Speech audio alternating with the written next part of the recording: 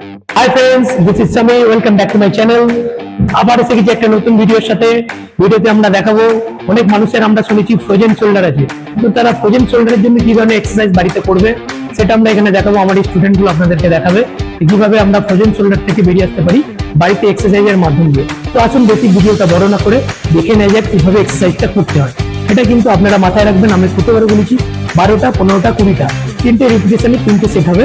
ওকে, আপনারা বাড়িতে continuously consistently practice করবেন, আপনাদের কিন্তু ফ্রোজেন শোল্ডার গায়েব হয়ে যাবে। এবং এর সঙ্গে মাথায় রাখবেন কিন্তু অবশ্যই একদম 80% ব্যালেন্স নিউট্রিশন, একদম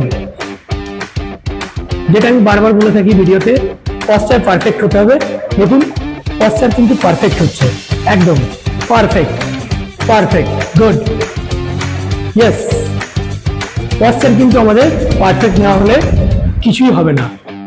ওকে, আপনারা এই ভিডিওটা বাড়িতে কিন্তু প্র্যাকটিস করবেন, দেখে আপনারা যখনই ভুলে যাবেন পশ্চার ঠিক হচ্ছে না, আপনারা কিন্তু ভিডিওটা বারবার দেখবেন। এবং যদি ভিডিওটা ভালো লেগে থাকে অবশ্যই লাইক করবেন এবং কমেন্টস করবেন।